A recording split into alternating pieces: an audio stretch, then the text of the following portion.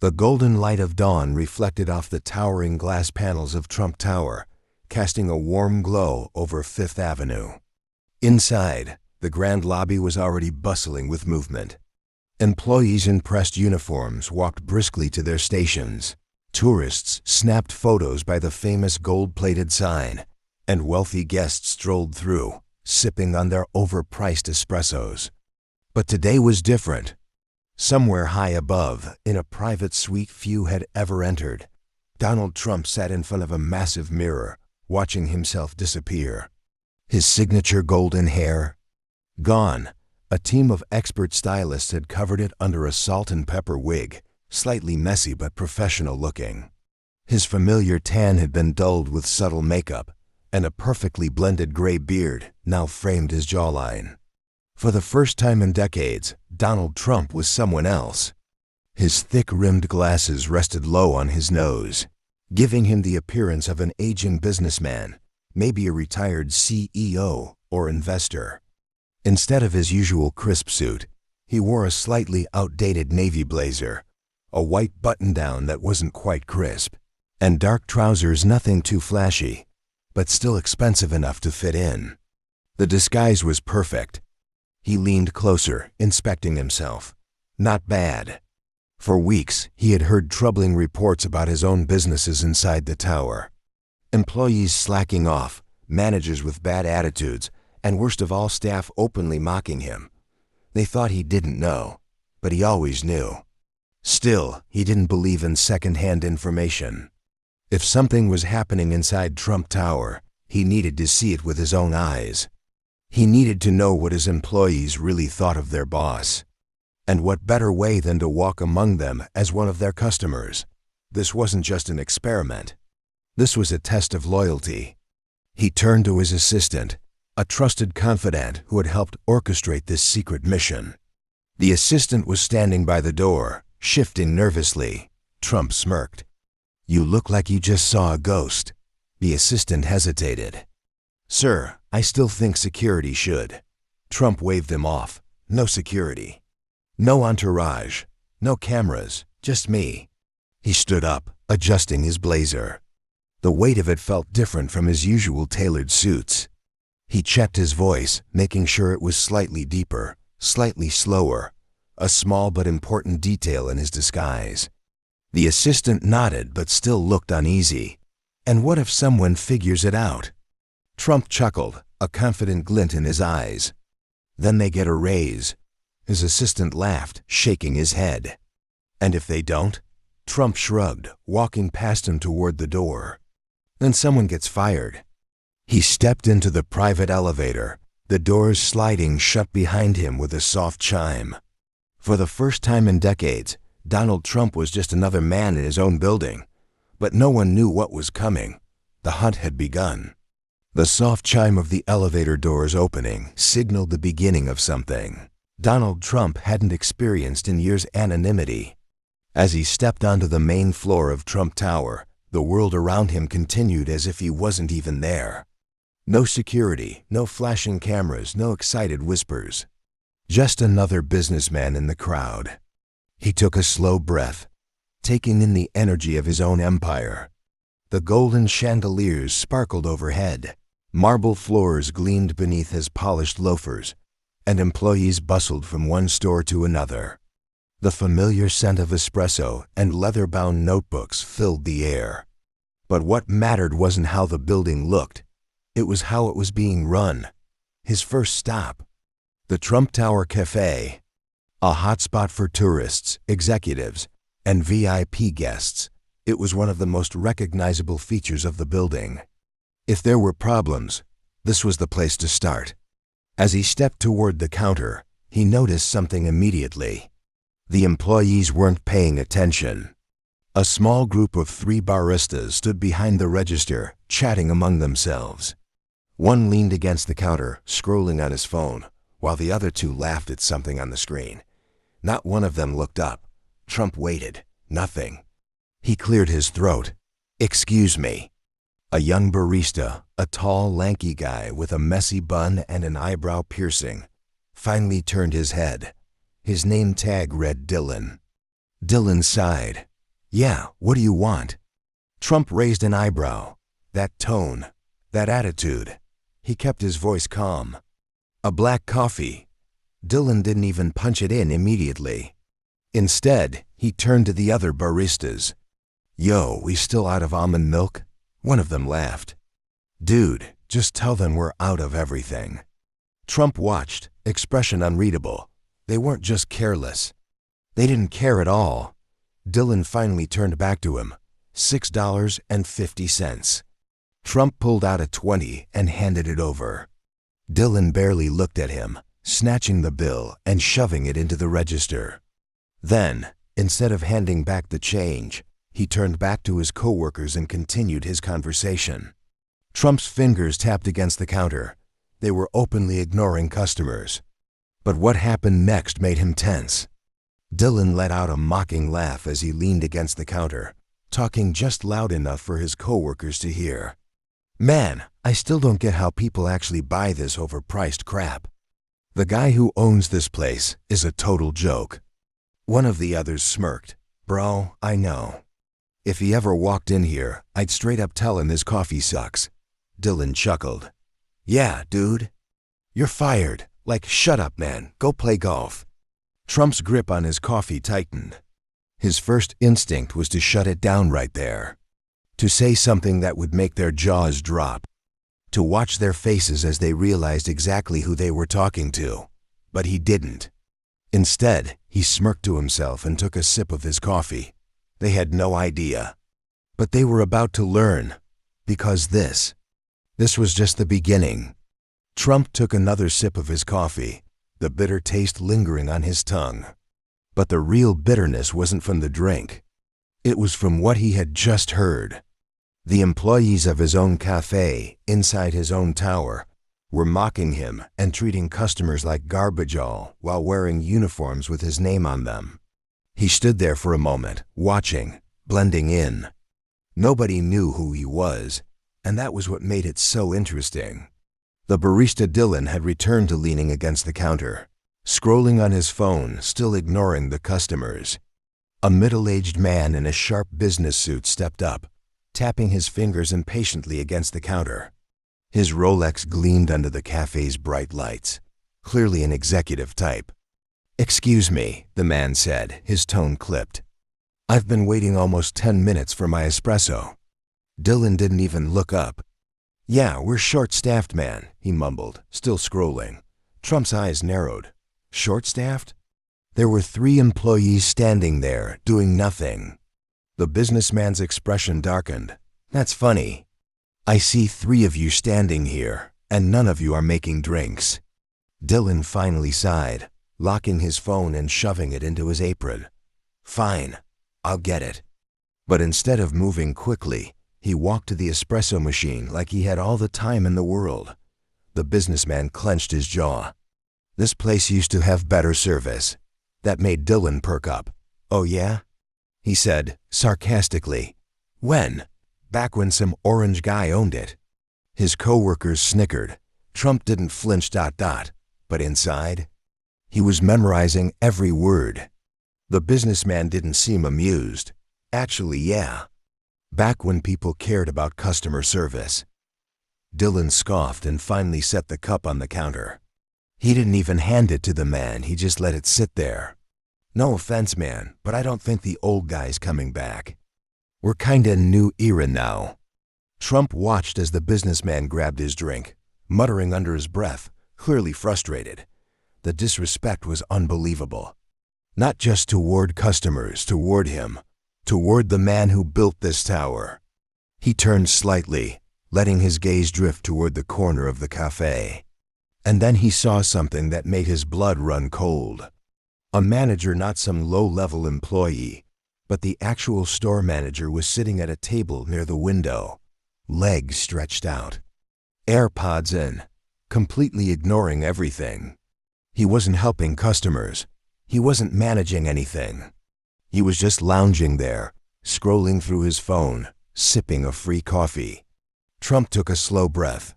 Not yet. This wasn't the time to blow his cover. Not here, if the cafe was this bad. What about the rest of Trump Tower? He turned, adjusting his blazer, and walked toward the exit. But as he reached the doors, he caught one last comment. Dylan leaned over the counter, smirking, speaking just loud enough for his coworkers to hear. "Man, if I had another job, I'd quit in a second. This place is a joke." Trump smirked. He didn't stop walking, didn't turn around. He just took another sip of his coffee and muttered, "Don't worry, kid. That decision's about to be made for you."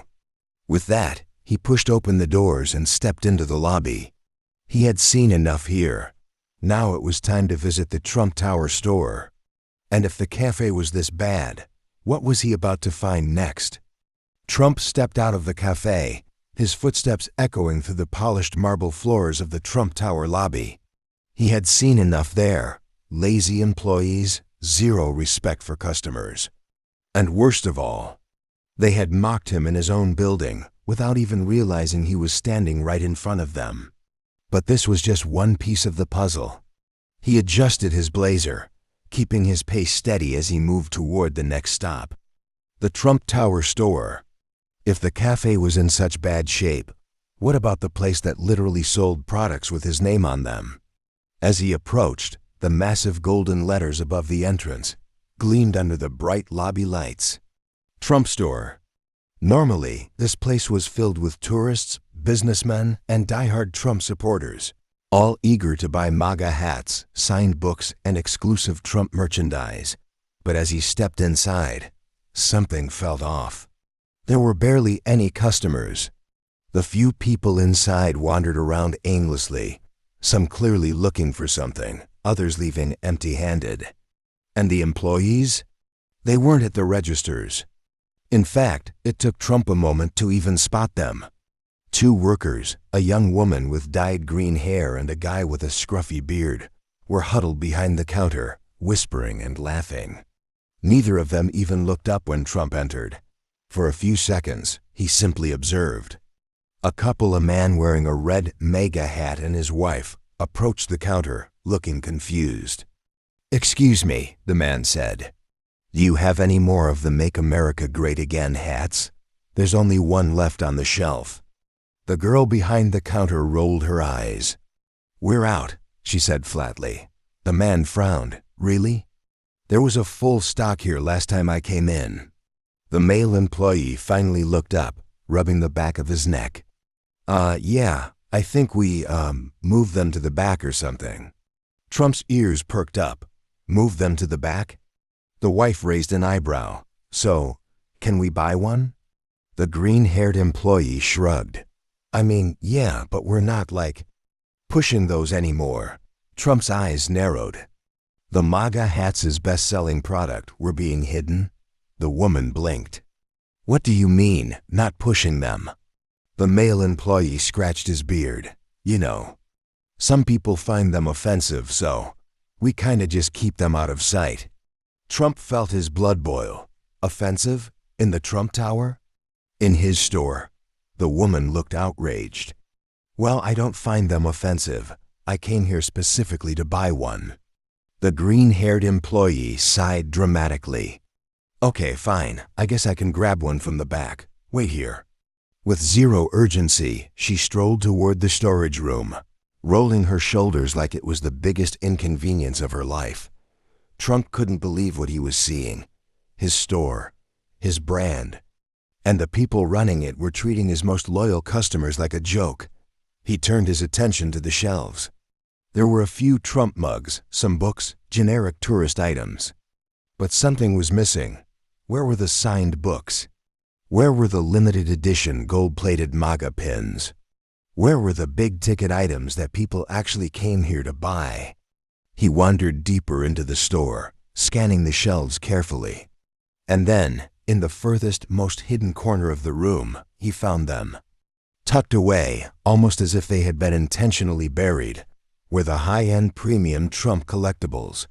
The $200 signed books, the gold MAGA pins, the exclusive merchandise that his real fans paid top dollar for, shoved out of sight.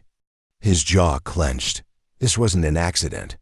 Someone had been sabotaging the store, and whoever was responsible.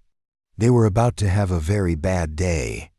Trump turned, his disguise still in place, and slowly made his way back toward the counter. Because now, he was going to ask some questions. Trump approached the counter, his grip tightening around the coffee cup he had barely touched. The Trump store, one of the key attractions inside his own tower, was being deliberately sabotaged, and nobody had a clue that the owner himself was standing right there, watching everything unfold. Trump stepped in. He moved toward the counter, adjusting his disguise slightly, making sure the glasses stayed in place. He kept his voice steady but firm. "I was actually wondering," he began, "why exactly are these hats in the back?" Both employees turned toward him, eyes flicking over his face for a second, before dismissing him as just another businessman. The bearded guy shrugged. "Like we said, some people don't like them, so we just keep them out of sight." Trump raised an eyebrow. "People don't like them?" The green-haired woman crossed her arms. "Yeah, we get complaints. Some tourists say it makes them uncomfortable. So we're not technically banned from selling them, but we don't exactly put them on display, you know." Trump nodded slowly. "Interesting. So do you get a lot of complaints about Trump merch in the Trump Tower?" The guy snorted. "You'd be surprised, man." The green-haired woman smirked. "Yeah, we literally had a couple from California last week say they'd never come back because it was too Republican-coded." Trump's jaw clenched, but he kept his cool. "So what do you do when someone comes in and actually wants to buy the products?" The guy scratched his beard. "I mean, we sell it to them, but we don't really push that stuff, you know?" Trump leaned in slightly.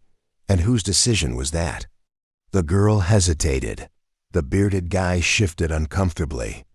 She glanced toward the manager, the one who was still sitting at the far table, drinking his coffee and scrolling through his phone. Trump followed her gaze. And that was all he needed to see. The employees weren't the ones making the call. The manager was. That man, the one who was supposed to uphold his brand, his standards, was the one burying Trump products in the back. Trump stepped back, nodding to himself. Now he knew who to deal with. He turned, walking toward the manager's table with calm, calculated steps. The guy was still scrolling, completely oblivious, sipping on his overpriced coffee like he was just another guest in the building. Trump stopped beside him. The man didn't even look up. Trump waited. Nothing. Then finally he cleared his throat. The manager sighed dramatically, lowering his phone just enough to glance at Trump. "Yeah?" he muttered. Trump smiled. This was going to be fun. Trump stood in front of the store manager, his presence looming over the table where the man sat, still lazily scrolling on his phone. For a moment, the manager didn't even acknowledge him. Trump let the silence hang between them. The manager finally sighed and looked up, an irritated expression on his face. "Yeah, can I help you?" Trump tilted his head slightly, studying him. This guy had no idea what was coming. "I was just in the store," Trump said, keeping his voice low and controlled. "Seems like some of the merchandise isn't being displayed properly." The manager raised an eyebrow. "Oh, like what?" Trump let the question sit for a second before answering. "The MAGA hats," he said plainly. "The signed books. The high-end collectibles. Seems like they're all tucked away somewhere." The manager leaned back in his chair, his lips twisting into something that almost resembled amusement. "Oh, that," he said, waving a hand dismissively. "Yeah, we made that call a while ago.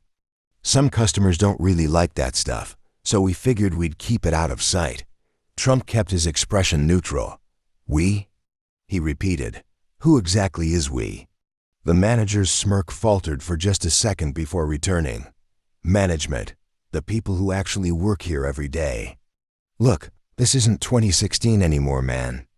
People don't want to see that kind of stuff front and center." Trump inhaled slowly through his nose. "Is that so?" he said, pretending to consider it. "And what about the people who come in looking for it? The ones who want to buy it?" The manager shrugged. "If they ask, we sell it to them.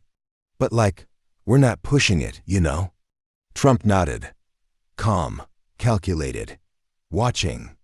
This guy had no idea he was explaining all of this to the man who literally owned the entire damn building. "I see," Trump finally said. "And you think that's good business?"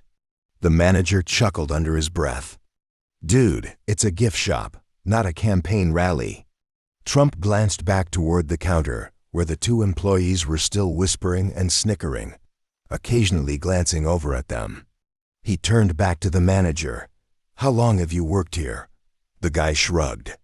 "Couple of years." Trump smiled.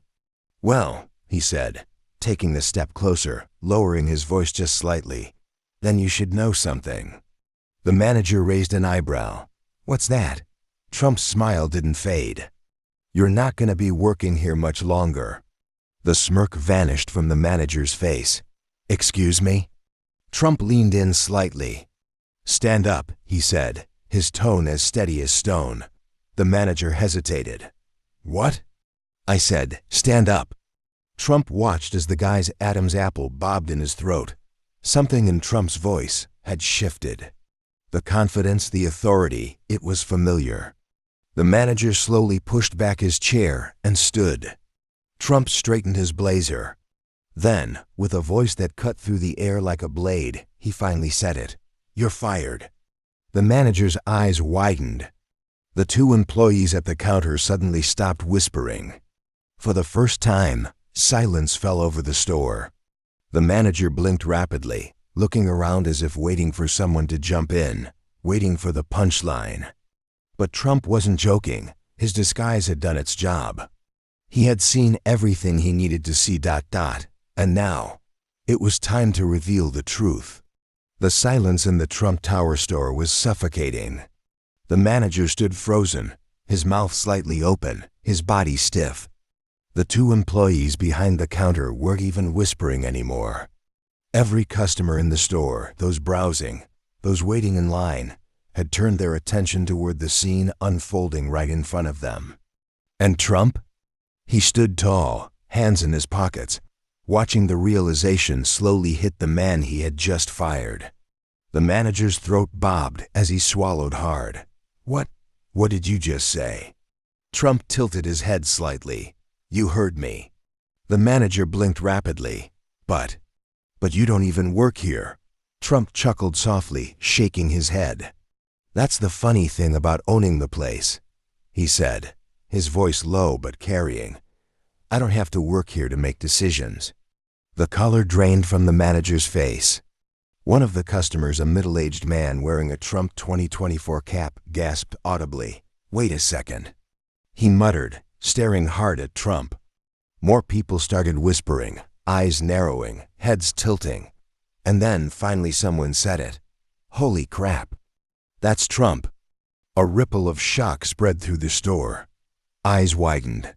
Heads snapped toward him. Trump let the moment hang in the air, watching the expressions around him shift from confusion to disbelief to pure shock. One of the baristas behind the counter, Dylan, the rude one from the cafe, stumbled back against the register. His face turned pale as a ghost. "Oh my God," he whispered. The manager's breathing quickened. He stared at Trump, his brain struggling to catch up with reality. This has to be a joke," he stammered. You can't be." Trump reached up slowly and removed his thick-rimmed glasses, sliding them into his pocket. Then, with an easy motion, he pulled off the gray wig. And just like that, Donald Trump stood in full view, no disguise, no mask, just himself. The silence exploded into chaos. People gasped. Customers rushed for their phones, snapping pictures, recording videos. A woman near the entrance actually covered her mouth in shock. And the manager? He looked like he was about to pass out. Trump smiled, slow and deliberate. "Surprise." The manager took a step back. Trump held up a hand. "Don't say another word. You've said enough already." The manager swallowed hard, shaking his head. "Listen, I didn't mean." Trump raised an eyebrow. "Didn't mean what?" "Didn't mean to hide my best-selling products in the back." Didn't mean to let your employees disrespect customers?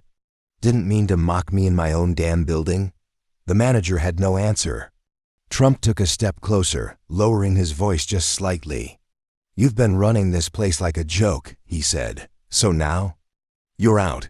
The manager's mouth opened and closed. His hands trembled. This isn't fair," he stammered. I didn't know." Trump cut him off. "That's the problem. You should have been running this store like I could walk in at any moment. Because guess what?" He gestured around the store, his store. "I just did." The manager sagged slightly, looking around at the crowd of people now recording the moment. He was finished, completely. And Trump? He wasn't done yet. Because now, it was time to clean house. The entire store was in chaos. Phones flashed as customers frantically snapped pictures, some recording every second of what was happening. The moment was too big, too unreal. Donald Trump himself had just exposed a manager sabotaging his own store. Live, in front of everyone. The manager, still frozen in shock, took a shaky breath. "Mr. Trump, sir, Trump held up a hand. "Save it." His voice cut through the noise like a blade. The crowd fell silent. All eyes were on him.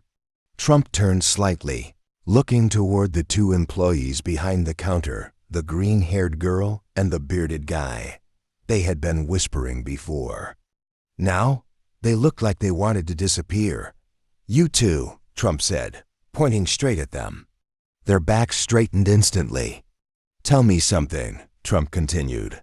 "How long have you worked here?" The bearded guy cleared his throat, his voice weak. About 6 months," Trump nodded. "And you?" The green-haired girl hesitated. "A year." Trump crossed his arms. "And in all that time, have you ever stopped to ask yourselves why you're working in a store that sells my products? With my name on the door, if you don't even respect what it stands for?" Neither of them spoke. Trump let the silence linger for a moment, then shook his head. "See, that's the problem," he said. "You think you can just ride the paycheck and ignore everything else. But guess what? It doesn't work like that." He turned back to the manager. "You're done. Get your stuff, get out, and don't come back." The manager's breathing quickened. He opened his mouth, desperate for one last excuse, one last attempt to save himself. "Sir, please, I was just trying to—" "You were just trying to hide my best-selling products in the back. You were just trying to turn my store into something it's not. And now, you're just unemployed." The manager blinked rapidly, his face a mess of emotions, shock, regret, panic. But Trump was already looking past him, because now, he wasn't just firing one person, he was cleaning house. He turned back to the employees behind the counter. "If you're staying in this store, you're going to do it the right way," Trump said. "No more hiding merchandise. No more disrespecting customers. No more nonsense. Understand?" They both nodded quickly, their faces pale. The message was clear. Things were going to change. Trump took a step back, looking around at the store, the shelves, the customers, and the people who actually came here because they supported him. He turned to the stunned crowd. "Let this be a lesson," he said, his voice carrying through the store. "I built this tower on hard work, loyalty, and respect. If you don't respect my business, you don't belong in my business. Simple as that." A wave of applause broke out. Some people cheered, others whistled. A few even started chanting his name. And the manager? He turned, head down, and walked out of the store. No fanfare, no excuses, just gone. Trump adjusted his blazer and exhaled slowly. Mission accomplished. What just happened in that store was a lesson. Loyalty and respect matter. And when you let things slide, you lose control. But here's the real question. What would you have done in Trump's shoes? Drop a comment below and let me know your thoughts. And hey, if you enjoyed this story and want more content like this, don't forget to smash that like button and subscribe for more powerful stories. Hit that notification bell so you never miss an upload. Thanks for watching, and I'll see you in the next one.